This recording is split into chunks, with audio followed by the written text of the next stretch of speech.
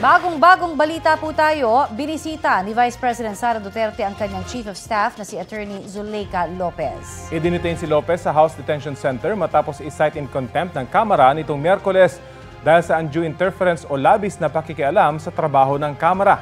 Sabi ni House Secretary General Reginald Velasco, dumating ang bise mag-aalas 8 kagabi at naroon pa rin daw sa Kamara ang Vice Presidente hanggang ngayong umaga. Walang detalye kung ano ang pinag-usapan ng bise at ng kanyang Chief of Staff.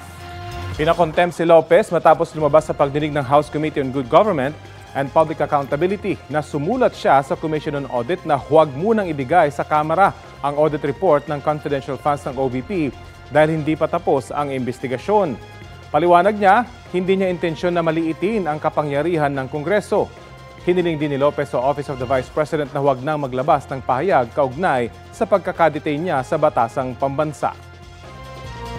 Hinamo ni House Speaker Martin Romualdez si Vice President Sara Duterte na humarap sa komite ng Kamara at magpaliwanag tungkol sa paggamit ng confidential funds ng kanyang opisina.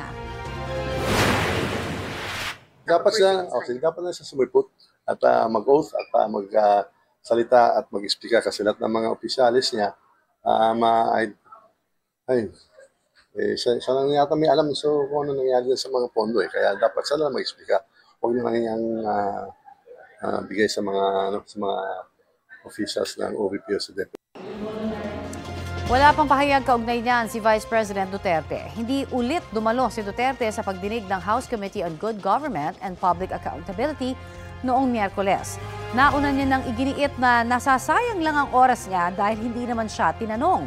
Nanindigan din si Duterte na walang mali sa paggamit ng confidential funds. Sa kabila niyan, pinakamalaking hamon daw sa bise ang pagkakadamay ng kanyang mga tauhan sa anyay panggigipit ng kanyang mga kalaban sa politika. Maluoy ko tungod kay, as I said, ako politiko man ko, mga politiko, gubaon magyud mo hang pangalan because there's a race, no? So para makalamang ang kalaban, mandaot yun na sila og ilahang kakompetensya sa politika. Sunog sa Novaliches, Quezon City. May nasawing maglolo na hindi raw agad nakalabas ng bahay ayon sa kanilang kaanak. Balita hatid ni Bea Pinlac.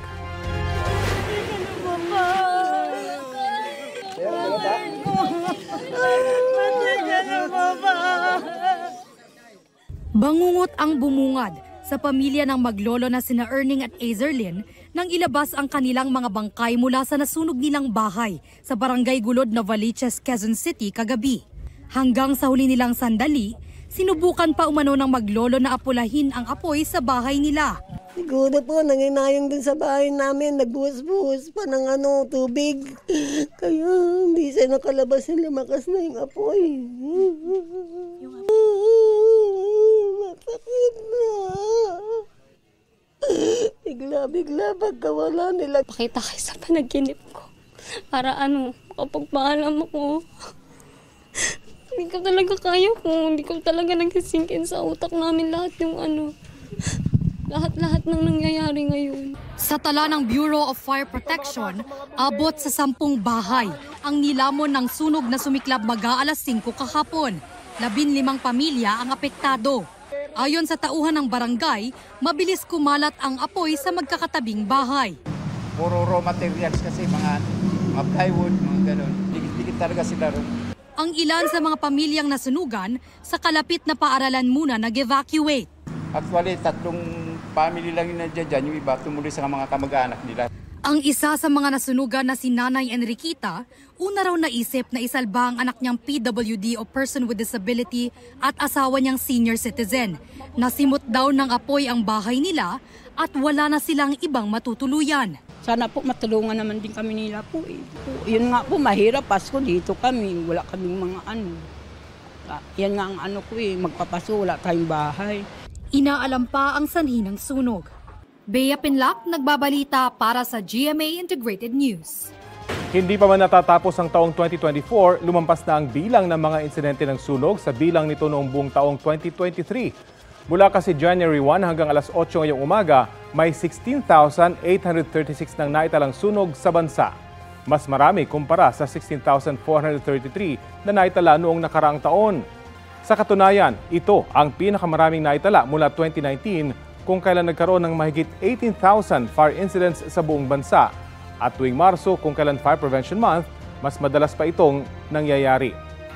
Sa dami ng insidente ng sunog ngayong taon, mahigit 9.6 billion pesos na ang halaga ng pinsala nito.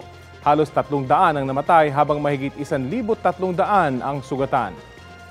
Para po iwas sunog, muling paalala ng Bureau of Fire Protection, iwasan ang pag-overload sa mga outlet o ang maraming nakasaksak sa outlet. Patayin at tanggalin sa saksak ang mga appliance, pati na rin ang tangke ng LPG kapag hindi ginagamit. Huwag aalis ng kusina kapag may niluluto. Ilayo sa mga bata o ilagay sa mataas o tagong lugar ang mga flammable na bagay. Kung naninigarilyo, siguraduhin mapatay ng maayos ang upos nito at itapon sa tamang lugar. Panatilihin din pong malinis ang inyong lugar.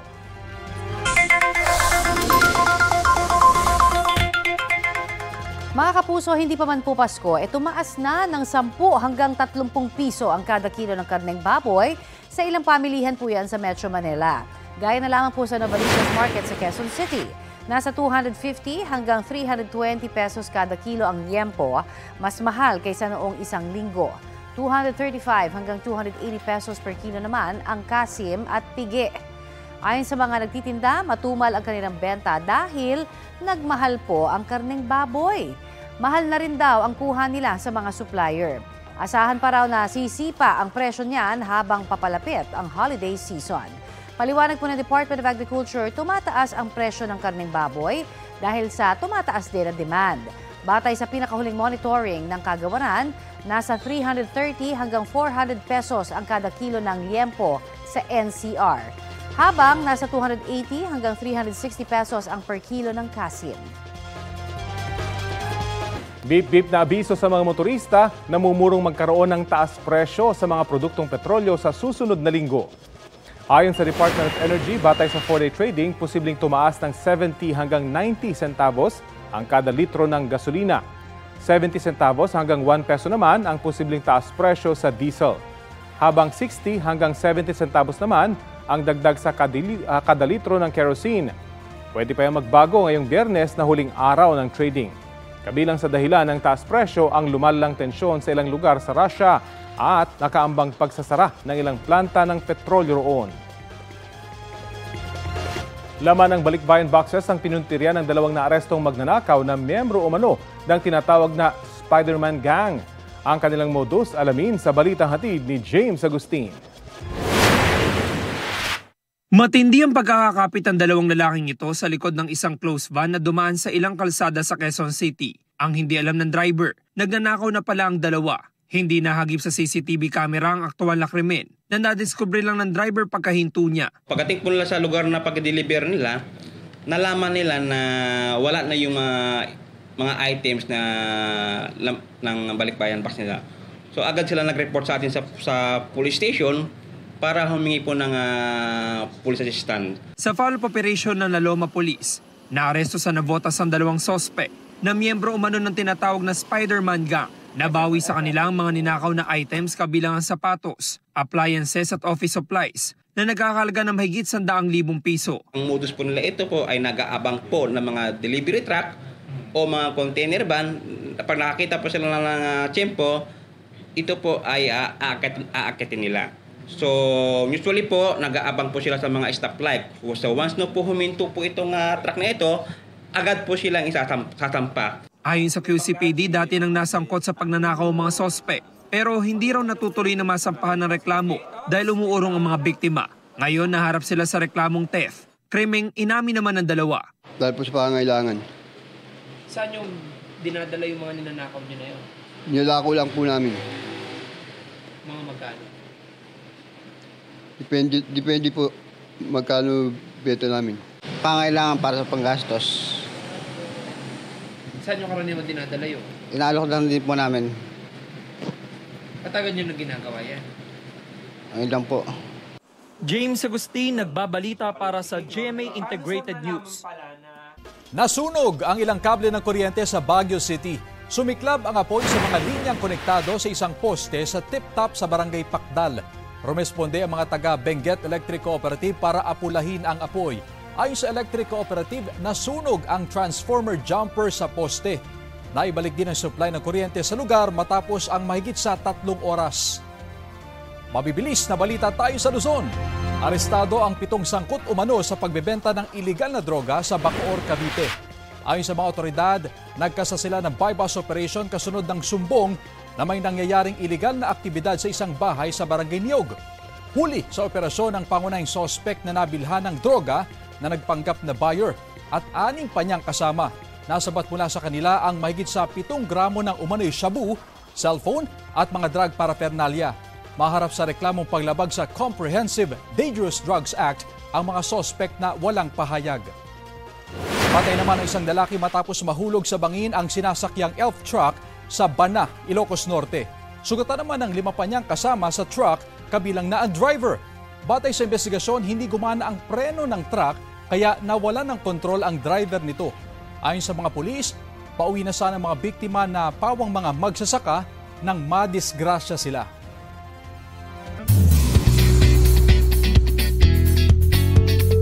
Happy Friday mga mare at pare! Hindi lang bilang fashion icon o artista ang side na ibinahagi ni Heart Evangelista sa Vogue Threads Manila 2024. Pinalakay niya rin ang role ng social media sa negosyo bilang isa sa mga panelist ng Vogue Talks, kasama si Pinay social media darling Nayana Guerrero at si film lifestyle vlogger Brett Manrock via online. Ikinuwento nila ang kanilang beginnings at branding sa social media, pati na rin ang identity o pagpapakilala sa sarili. Ang tip ni Heart, dapat totoo. At the end of the day, it's all about consistency. You know, don't feel so pressured thinking what else am I going to release next? What else do I have to show next?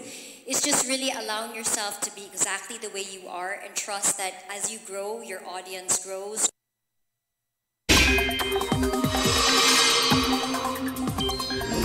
Halos 1 linggo na ang amihan season at tanging ang extreme Northern Luzon ang pinaka-nakakaranas po nito sa ngayon ayon sa Pag-asa. Pero ngayong weekend, baka mas maraming lugar na po ang lumamig pa. Base kasi sa datos ng Metro Weather, baka umigting pa rin ang amihan ngayong weekend at aabutin nito ang ilan pang panig ng Luzon. Base sa rainfall forecast ng Metro Weather, asahan ng light to moderate rain sa extreme Northern Luzon at ilang bahagi ng Southern Luzon, Visayas at Mindanao sa mga susunod na oras. Ganyan din halos ang aasahang panahon bukas at sa linggo, maliban sa posible na ring ulan sa ilang bahagi pa ng Northern at Central Luzon, lalo na sa bandang hapon at gabi. Maghanda po sa heavy to intense rain sa ilang lugar, lalo na sa Mindanao area na maaaring magdulot ng baha o landslide. Higit na makakaasa sa maayos na panahon ang Metro Manila ngayong weekend. Ngayong Biyernes, nakapagtala ang Pag-asa ng 16.4 degrees Celsius na pinakamalamig na temperatura sa Baguio, habang 22.5 degrees Celsius dito sa Quezon City. Sabi po ng Pag-asa, bukas at sa linggo, posibleng bumaba pa sa 15 degrees Celsius ang temperatura sa Baguio City. 23 degrees Celsius naman sa Tagaytay City, Cavite. Habang 24 degrees Celsius ang posibleng minimum temperature dito sa Metro Manila bukas at sa linggo. Magdidesisyon pa raw ang mga opisyal ng gobyerno kung ano ang susunod na mangyayari kay Mary Jane Veloso matapos ang pinaplansyang pagpapauwi sa kanya sa Pilipinas.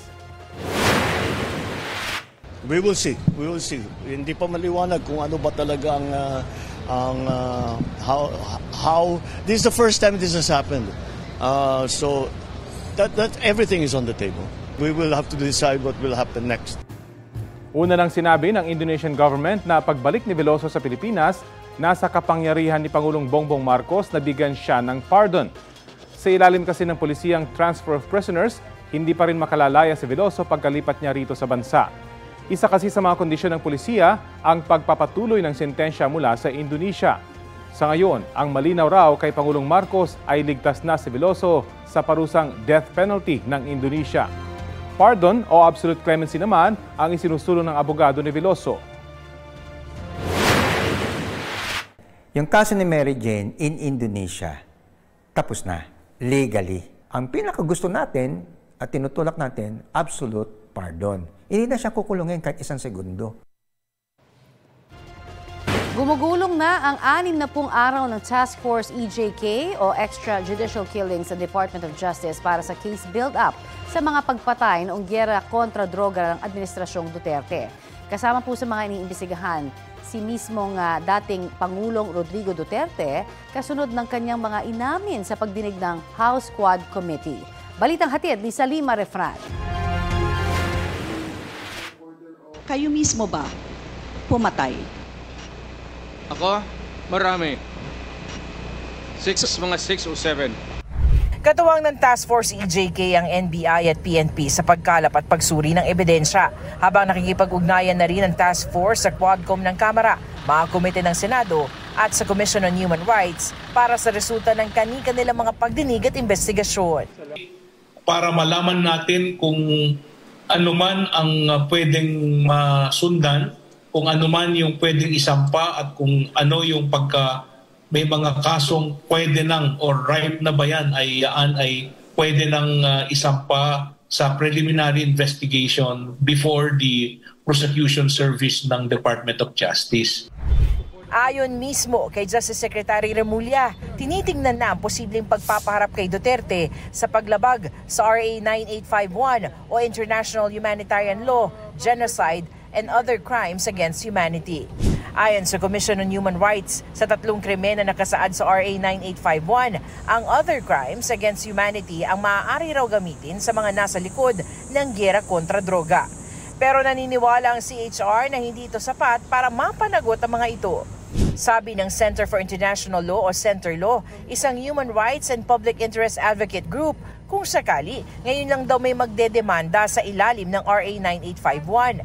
Pero ang pagkakaroon ng paglilitis sa lokal na korte laban kay Duterte kaugnay sa crimes against humanity, may implikasyon sa ginagawang investigasyon naman ng International Criminal Court kay Duterte sa kaparehong reklamo. For the period na member tayo ng ICC, magkakaroon ng overlap, magkakaroon ng duplication. And ang mangyayari yan, if there's really going to be a genuine prosecution domestically, there's a possibility na isuspend ng ICC yung kanyang ongoing investigation. Para di raw yan mangyari, pwedeng iiwas ang gobyerno mga petsa ng sakop ng kanilang investigasyon. Pwede rin daw sakupin ng investigasyon ang mga opisyal ng pulisyan na nagpatupad ng anti-drug war. So the ball is in the court of the Marcos administration, no? You are being mocked by the former president. Sinabi niya mismo, ang tagal-tagal nga nitong DOJ hanggang ngayon wala pa akong kaso. Parang talagang dinider niya yung DOJ, no? So I think the DOJ should take on the dare and investigate and file the proper cases. Salima Refran, nagbabalita para sa GMA Integrated News. Kaugnay ng kaso ni Mary Jane Veloso at isinasagawang investigasyon ng Task Force EJK ng Department of Justice, kausapin na po natin si DOJ Undersecretary Raul Vasquez. Magandang umaga at welcome po sa Balitang Hali. Magandang tanghali, Connie, at magandang tanghali sa mga manonood at tagapakinig. Yusek, may impormasyon ba kayo kung formal nang nakausap po ng pamahalaan ang pamilya ni Mary Jane Veloso kaugnay po sa pagbabalik niya sa Pilipinas? Ongoing naman yung pakikipag-ugnayan ng gobyerno sa pamilya ni Mary Jane Veloso. Noon simulat-mula pa lang, no, Connie? Kasi 10 years in the making na to at ngayon naman tayo nagkaroon ng napakagandang opening, lalo na nung dumating yung administrasyon ni President Ferdinand Bongbong Marcos Jr. Na naging maganda na nga yung mga developments. Ngayon, malamang kung suswertehin tayo before Christmas, kung sakasakali, makuha natin yung kustodiya kay Mary Jane dito sa mga bagay na to. Oo nga po. At may mga detalye kaya na tayo, no, para ho dito dahil sinasabing may mga kailangan pang plansyahin, ano, kasama po ang Indonesian government para mailipat dito sa Pilipinas ang kustodiya kay Mary Jane. Correct. May mga ongoing negotiations pa, Connie, kasi nga ang relasyon ng Indonesia at saka Pilipinas malalim at malawak, no?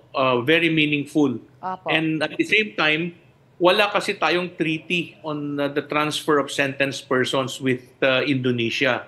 Unlike UK and Spain for that matter. So, since wala tayong treaty with Indonesia, ang basehan lang nito ay isang agreement between the two sovereign states, and that is being crafted now between our DFA and in the Indonesian government. No, with of course tumutulong din kami sa DFA natin tungkol sa negosasyon na yan. But principally, ang ating DFA ang nakikipag-ugnayan sa kanila tungkol sa mga kondisyones dahil ang basehan nito, I have to emphasize, is an international agreement between two sovereign states based on international committee and courtesy dahil wala ngang treaty. I see. Pero iba pa ho ito dun sa sinasabi na 2026, no? Na sinasabing batas din sa Indonesia. Kumbaga ito pong transfer of prisoner ay immediate na itong mapapatupad. Tama ho ba? Yes, yes. That has nothing to do with the internal law of Indonesia ng effectivity nito yung 2026. Because I understand that has something to do with the penal laws nila. I see. Okay. At ang isang aspeto na yan na sinasabi nila na kung sakasakaling may transfer si Mary Jane dito, ay ikukonsidera natin yung sentensya na pinatang ng Indonesian courts. Alright. Okay, sa iba hong topic naman, patungkol naman particularly sa EJK po, ano po ba yung specific target na ma-establish po ang Task Force EJK sa 60 araw na case build-up, no? At sapat na ho ba yung panahon na kaya na yan? Actually, we have to clarify na yung 60 days na yan, Connie, ay hindi naman siya taning na kailangan tapusin lahat-lahat. Kasi sa dami ng mga issues tungkol sa EJK, numero na lang, no? Hindi nga natin mapagtanto kung ilan talaga ang EJK. May nagsasabing 6,000, may nagsasabing 3,000. Depende kung sinong kausap mo. PNP yan, PDEA yan, NBI yan, etc. DOJ yan. Kasi may record din kami base sa National Prosecution Service yung mga pending cases. But at the same time, kailangan nating ma-address yung big elephant in the room, so to speak, Connie. Malaman na natin na finally, with all clarity, kung ilan talaga ang EJK. At ito naman ay binigyan ng 60 days ng ating Secretary, Boying Remulla, ang task force, para magbigay ng periodic report. Pero ongoing na yan ng kanilang investigasyon, coordination, as well as case build-up, para makapagsampa later on kung merong ebidensya na sapat dito sa ating National Prosecution Service. Okay. Kaya, Go ahead, sir. Kaya po ang number one dyan ay kay malaki, kay maliit, yan ay susundan namin yung mga supposed extrajudicial killings. Pero para magkaroon naman ng meaningful investigation, hindi mo dapat i-attempt na sagutin lahat. I-identify mo yung mga areas na napakaraming so-called incidents ng EJK. So, meron nang ginagawa sila na listahan para kung saan sila mag-focus para mag-issue ng subpoena. And then itong pag-issue ng subpoena na to, kasama ang NBI kasi yung NBI ho ang naatasang law enforcement assistance. So in other words, sasalain ninyo kung ano yung sa tingin po ng ating pamahalaan na magiging pinakamalakas na mga kaso. Correct. Alright. Ano po ang posibleng implikasyon sa ginagawang investigasyon ng International Criminal Court kung sakaling formal na nga hong simulan yung paglilitis kay dating Pangulong Duterte dito sa Pilipinas? Actually, wala namang maging problema dyan, no? Kasi yung basihan ng ICC ay naisabatas na natin yung International Humanitarian Law. Yung RA 9851. Even us, without being members of the Rome Statute now and not part of the ICC, we can actually litigate a case now here, prosecute a case based on international humanitarian law on genocide, torture, etc. Yung identified crimes sa RA 9851 to the exclusion of any other tribunal. I see. Ngayon, ang isang issue diyan ay sinasabi paano kung magkadugtong, no, o mag-overlap. Hindi ho mahirap na ayusin yan at diyan na siguro pwedeng makipag-ugnayan para lang hindi ho magkaroon ng pagsanga-sanga or mag-overlap yung kaso kung sakasakali, kung ipagpatuloy yung ICC kasi mayroong nagsasabi na baka kung mag-umpisa dito, titigil naman sa kabila. Way of doing that is easily identify mo lang yung period covered or yung mga supposed victims. So, hindi na siya parehas. Pwede nang tumakbo parehas yung kaso. Kasi nga, ang idea naman natin, all along, ito yung prinsipyo ng ating gobyerno, ay we have an operating and existing judicial system. Effective naman yan. Nakita natin yan sa kaso ng dating Senadora Leila de Lima, no? Natapos naman yung kaso niya. But at the end of the day, yun namang ICC, pinagpapatuloy nila yung investigation. Naku, marami pong salamat. Marami kaming nakuhang impormasyon na bago po mula sa inyo. Maraming salamat, DOJ Undersecretary Raul Vasquez. Thank you very much, Connie, sa pagkakataon at magandang hapon ulit sa lahat. Nahulihan ng marijuana ang 5 estudyante sa isang eskwelahan sa Cagayan de Oro City. Sa Mandaue, Cebu naman, nagkasunog sa gilid ng City Hall dahil daw sa mga pamaskong dekorasyon. Ang mainit na balita hatid ni Nico Sereno ng GMA Regional TV.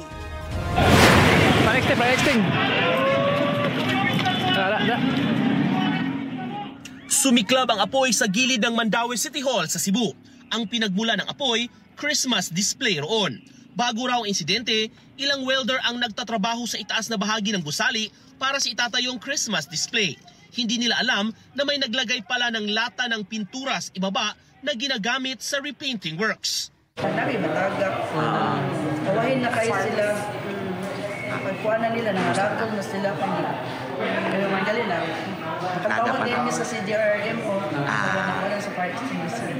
Good enough, dili water. Agad namang kumuha ng fire extinguisher ang isa sa mga tumulong sa pag-apula ng apoy. Ayon sa in-charge ng proyekto, posibleng may naging lapses ang mga nagpapatupad ng safety measures. Magsasagawa rin ng fire safety seminar para sa mga tauhan. 3 grade 8 students ang dumulog sa Women and Children Protection Desk ng Bacolod City Police matapos umanong makaranas ng pambabastos sa kanilang lalaking guro. Sumbong ng mga estudyante sa pulisya, ilang beses nangyari ang insidente ng umano'y panghihipo sa kanila sa loob mismo ng classroom. Ang ila lang naman niya complain nga ginatouch ang ila shoulders ang ilang teacher, and sometimes ang allegations ang minor mag-agi ang teacher nga sa ila pulungpuan gakatouch kuno ang private parts ni sir sa ila sa mga bata. Kinumpirma ng DepEd Division of Bacolod City na inireport na sa kanila ang insidente. Ang aton nga teachers ginsaylo lang sila sa different nga grade level anay until such time nga may ara kita sang formal complaint, then we decide on the status ang aton nga teachers. Nagpapatuloy ang investigasyon. Kinausap na rin ng guidance counselor ang mga estudyante para sa psychological evaluation. Wala pang pahayag ang inirereklamong guro. Isa-isang ininspeksyon ngayon ang mga estudyanteng pumapasok sa Misamis Oriental General Comprehensive High School sa Cagayan de Oro City. Mayroon kasing 4 na estudyanteng nahulihan ng marijuana noong 1 linggo. At nitong Lunes, isa pang estudyante ang nakuhanan ng marijuana sa gate. So nisulod siya sa morning. Pag sulod niya sa gate, open naman, ipa-open man sa guard. Pag open sa bag, wala siya kabantay nga ipa-open na amang marijuana dito. Iyang gikuha, yun itong kwaon nga isulod sa bulsa. Ngun ano siya ka dako nga cellophane sir, kana din eh. So pag sulod niya sa bulsa, medyo wala siguro to na sealed. Nangahulog-hulog ang mga marijuana sa salog. Na-turn over na sa pulisya ang estudyante at ipinatawag na rin ang kaniyang mga magulang. May surveillance operations na ang mga otoridad para malaman ang source ng droga sa paaralan. I-monitor po nila ilang mga anak, ila po ng mangutan na sila, kumusta na ang standing sa bata. So from time to time, ilang i-check ang ilang mga anak. Tabangan ta ni. Nico Sereno ng GMA Regional TV, nagbabalita para sa GMA Integrated News. Simula nang pumutok ang Bulkang Kanlaon noong Hunyo, aabot na sa halos 200 milyong piso ang halaga ng pinsala sa agrikultura sa La Castellana, Negros Occidental. Ayon sa LGU, ramdam na ng mga residente ang epekto niyan matapos tumaas ang presyo ng ilang gulay gaya ng kamatis at repolyo. Sa ngayon, sinisimulan na ng lokal na pamahalaan ang relocation plan para sa mahigit 10,000 pamilya na nakatira sa loob ng 4-kilometer permanent danger zone ng bulkan. Batay naman sa pinakahuling datos ng PHIVOLCS, nagbuga ng mahigit 8,000 tonelada ng asupre ang bulkan sa loob ng 24 oras. Mayroon ding 12 volcanic earthquakes. Nananatili pa rin sa Alert Level 2 ang Bulkang Kanlaon. Update po tayo sa pagbisita ni Vice President Sara Duterte sa Chief of Staff niyang nakadetain sa Kamara. May ulat on the spot si Ian Cruz. Ian? Yes, Connie, patuloy nga na mahigpit ang seguridad dito sa Batasang Pambansa kasunod ng mga ulat na narito si Vice President Sara Duterte para samahan ng na-contempt na Chief of Staff na si Attorney Zuleika Lopez. At Connie, kaninang pasado alas 11 nga ay namataan pa natin si VP Sara papasok sa gusali kung saan pinaniniwalaang nakadetain si Attorney Lopez. Hanggang sa ngayon, Connie, ay nasa loob pa rin si VP Sara at wala pang info kung kailan nga siya lalabas dito. At mula pa kanina, nakita natin ang mahigpit na seguridad malapit sa detention center kung saan inatas ng Committee on Good Government and Public Accountability na ma-detain si Lopez. Dahil ito sa umano'y undue interference sa trabaho ng komite ng sulatan ng COA para sabihan na huwag umunong isumite sa Kamara ang kanilang audit report ukol sa paggamit ng confidential funds ng OVP. Inihayag ni House Secretary General Reginald Velasco na bandang alas 8 kagabi, dumalaw si VP Sara kay Attorney Lopez. Sabi ni Velasco, pinayagan nila si VP Sara na mabisita ang kanyang Chief of Staff sa Visitor Center ng Kamara dahil maliit umano ang detention center ng Kamara. Alas 12 ng hating gabi naman ang magpunta umano si Duterte sa opisina ng kapatid na si Congressman Paulo Duterte. Doon na raw nagpalipas ng magdamag ang VP. Hindi pa natin batid sa ngayon kung hanggang kailan nga Connie mananatili dito si VP Sara na unang nang nagsabi na handa niya nga samahan hanggang detention ang kanyang mga tauhan sakaling makontempt sila. Inaasahan naman na mamaya Connie ang isang press conference ni Congressman Joel Chua, ang chairman ng Committee on Good Government ukol sa sitwasyon dito ngayon sa Batasan. Balik sa iyo, Connie. Maraming salamat, Ian Cruz. Nilinaw ni National Security Advisor Eduardo Año na hindi kasama ang tinawag ni U.S. Task Force sa Ayungin ni U.S. Defense Secretary Lloyd Austin III sa operasyon ng AFP Western Command sa Ayungin Shoal sa West Philippine Sea. ISR, Maritime Domain Awareness. So, tumutulong sila sa pagbibigay ng information about that. But, on actual direct participation, it is purely Philippine operation. The Westcom supported by the Philippine Coast Guard. Ginawa ang paglilinaw kasunod ng pagbisita ni Austin sa Command and Control Fusion Center sa Palawan. Pinasalamatan niyo roon ang mga sundalong Amerikanong kasapi ng task force. Sabi naman ni Philippine Ambassador to the U.S. Jose Manuel Babe Romualdez sa GMA News Online, kinonsidera na ng Department of National Defense ng Pilipinas ang pagdedeploy ng mga sundalong Amerikano na standby sa ilang lugar sa West Philippine Sea. Dagdag ni Romualdez, binuo ang U.S. Task Force Ayungin bilang bahagi ng Visiting Forces Agreement at Mutual Defense Treaty sa pagitan ng Pilipinas at Amerika. For the OPA muna, ang ating favorite biyahero sa darating na linggo. Binisita niya ang isla na madalas nating makita sa mga K-drama. Narito ang patikim sa Jeju Island Adventures sa biyahe ni Drew. Mga kababayan, itatayo ko ang bandera ng Pilipinas dahil may hahamunin tayong isang OPA. Hindi sa papugian. In the Philippines, we call it daya. Daya? Yeah, daya, like this. Okay. No. Sorry. Kaninong bandera kaya ang iwawagayway? Huy, ako dapat ang OPA nyo, Calling the gods of... Jose Rizal!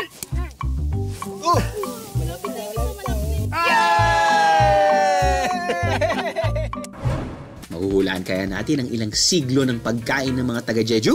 Ano? Panike? What you think, Deros? Ang binansagang best pork in South Korea Mukha mang matigas at palaban. Aba, huwag munang husgahan.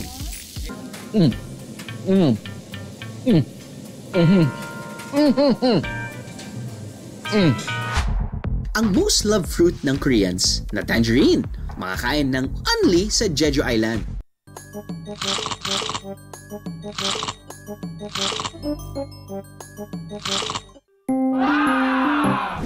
Ang ganap natin ngayon, babiyahe tayo sa pinakamalaking isla ng South Korea, ang Jeju Island.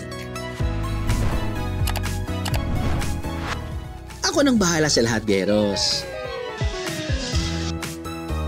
Opa Drew to the rescue. Ay sus! Detalye na po tayo sa bagong balita na pinagbigyan ng Pasig RTC ang panibagong medical furlough ni Pastor Apollo Kibuloy. May ulat on the spot si June Veneracion. June? Connie, bukas dadalhin sa Philippine Heart Center si Kingdom of Jesus Christ founder Pastor Apollo Kibuloy. Ayon yan sa kanyang abogado na si Attorney Israelito Torion. Tatagal ang medical furlough hanggang sa Miyerkules kung saan may mga gagawin daw na pagsusuri kay Kibuloy. Ang 5 araw na medical furlough ay hiniling ng kampo ni Kibuloy matapos dumaing ito ng pananakit ng ngipin na dala raw ng impeksyon. Kung bakit sa Philippine Heart Center, ayon kay Torion, doon na raw talaga dadalhin si Kibuloy sa tuwing may medical issue ito. Ayon sabihin ni Torion kung ano ang medical procedure na gagawin kay Kibuloy dahil ito'y confidential. Ayon naman kay Attorney Olivia La Rosa Torrevillas ng prosecution, tinutulan nila ang hiling ng kampo ni Kibuloy pero ginagalang daw nila ang pasya ng korte. Nitong buwan lang din ay dinala si Kibuloy sa ospital matapos makitaan ng irregular heartbeat. Balik kay Connie. Maraming salamat, June Veneracion. Ipinaaresto na ng International Criminal Court ang ilang leader sa likod ng gyera ng Israel at grupong Hamas. Inisyuhan ng arrest warrant sina Israeli Prime Minister Benjamin Netanyahu, dating Defense Minister na si Yoav Gallant at Hamas leader na si Ibrahim Al-Masri. War crimes at crimes against humanity ang mga kasong isinampa laban sa kanila. Para yan sa gulo na nag-ugat sa pag-atake ng Hamas sa Israel noong October 2023 na sinundan ng mga pag-atake ng Israeli military sa Gaza. 44,000 Palestinians na ang nasawi. Kinundina ni Netanyahu ang arrest warrant at tinawag niyang biased at discriminatory ang ICC. Wala pang pahayag si Gallant. Gayon din si Al-Masri na ayon sa gobyerno ng Israel ay napatay na nila sa isang airstrike. Wala pang kumpirmasyon o pagtanggi ang Hamas kung totoo ito.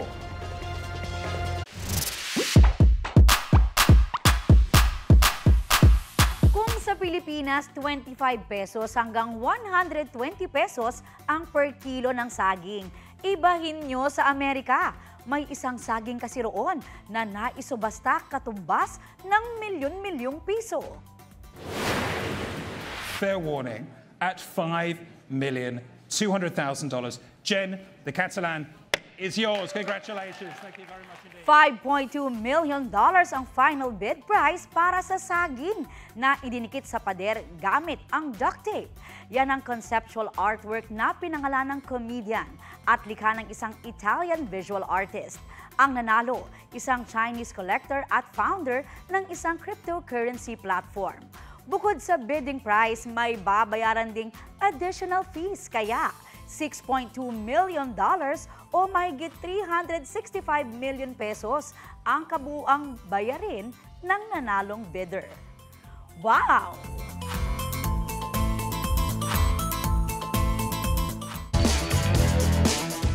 Wagi ang Gilas Pilipinas laban sa koponan ng New Zealand sa FIBA Asia Cup qualifiers sa Pasay. Natalo ng Gilas ang New Zealand sa score na 93-89 for the first time. Pinuri naman ni Coach Tim Cone ang naging husay ng Gilas Pilipinas. Dagdag niya, the best is yet to come. Sunod nilang makakatapat ang koponan ng Hong Kong sa Pasay pa rin. Ngayon pong amihan season na nga, uuso na naman po ang mga flu-like illnesses. Kaya muling paalala po ng DOH, palakasin ang ating resistensya para iwas sa sakit. Kumain po ng sapat at masusustansyang pagkain, mag-ehersisyo, uminom ng bitamina at ang pinaka-importante, magpabakuna kontra sa influenza. Sakaling magkasintomas, maiging magpatingin po agad sa doktor para malapatan ng lunas at hindi mauwi sa komplikasyon. Mainam din po na magsuot ng angkop na damit panglamig. Naghain ng kanyang counter-affidavit si dating DILG Secretary Benher Abalos sa Department of Justice kaugnay sa mga reklamong inihain laban sa kanya ni dating Pangulong Rodrigo Duterte. Detalye tayo sa ulat on the spot ni Salima Refran. Sam? Pinaharap si Abalos at PNP Chief General Romel Marbil sa mga reklamong malicious mischief, violation of domicile, grave misconduct, grave abuse of authority, at conduct unbecoming of a peace officer. Si dating Pangulong Duterte naghain ng reklamo sa kanyang kapasidad bilang kinalagang property administrator ng KOJC. Tumanggi si Abalos sa idetalye yung nilalaman ng kanyang 15 pahinang kontrasalaysay.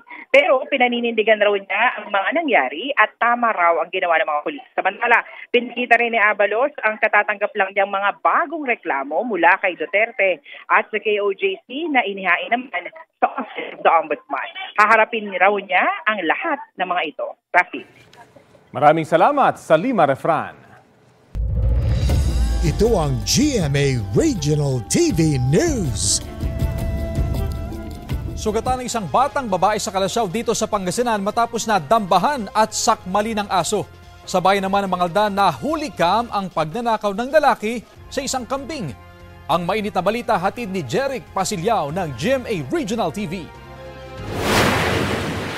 Sa kuha ng CCTV, makikita ang nakataling kambing sa gilid ng isang bahay sa Mangaldan, Pangasinan. Ilang sandali pa, dumating ang isang lalaki. Tinanggal niya ang tali, binuhat ang kambing at umalis. Yung kambing na anak, umiiyak. Sabi ko, basa yung nanay niyan. Iwan ko baka gumalala. Oo, o kaya naalis sa lubid. Yung pala, wala na. Kinuha na. Pagkatapos tinignan sa CCTV, yung kambing niya parang bata. Bago ang insidente, makikita rin sa CCTV footage na 2 beses nagpabalik-balik ang sospek sakay ng tricycle. Inaalam na ng pulisya ang pagkakakilanlan ng sospek na tumangay sa kambing. Sa Kalasyaw, Pangasinan, makikita naman ang batang babaeng 2 taong gulang na naglalakad sa isang eskinita. Maya-maya pa, bigla siyang sinakmal ng isang aso.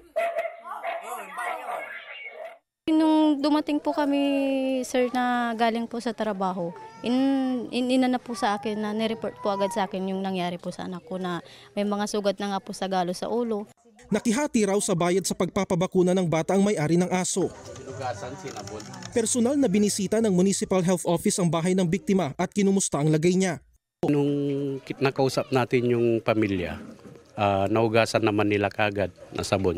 Ayon sa MHO, nasa 365 cases ng animal bites ang kanilang naitala sa buong bayan nito lamang buwan ng Oktubre ngayong taon. Sa ngayon, patuloy ang monitoring ng MHO sa mga kumain sa karne ng nangagat na aso matapos itong katayin. Paiigtingin din daw ng pamunuan ng barangay ang pagpapatupad ng aso mo itali mo ordinance. Nagpapabiling na po ako ng mga kagamitan kung paano paghuli sa aso na gala-gala para wala nang makagat.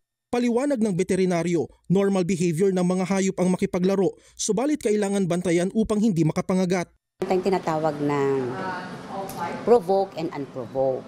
Yung provoke, yung possible lang saktan mo siya, or chine-chase mo siya, o niloloko-loko mo siya.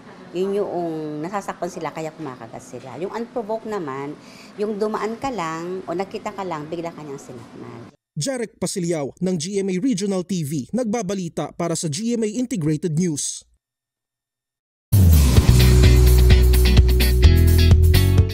Stunning ang cast ng Hello, Love Again na dumalo sa Asian World Film Festival sa Los Angeles, California. Rumampa sa red carpet sina Alden Richards, Catherine Bernardo at ang iba pang co-stars nila. Sold out ang screening doon ng pelikula na closing film sa festival. It's a huge honor, we're very grateful for the Asian World Film Festival for the opportunity, and being here showcasing Filipino talent and a Filipino material is just so rewarding for us. This is a very, very important night for us and for us Filipinos as well. Nakaka-proud to be part of something like this. Mga mare, sa mga gustong manood ng Hello Love Again, paalala po na bawal ang pamimirata. Kinokondena yan ng Star Cinema at GMA Pictures. Gumagawa na raw sila ng legal action laban sa mga nagbebenta, nagpo-post at share ng pirated version ng Hello Love Again. Bahagi kami ng mas malaking misyon, 33 araw na lang, Pasko na. Ako po si Connie Sison. Rafi Tima po. Kasama niyo rin po ako, Aubrey Carapel. Para sa mas malawak na paglilingkod sa bayan. Mula sa GMA Integrated News, ang News Authority ng Filipino.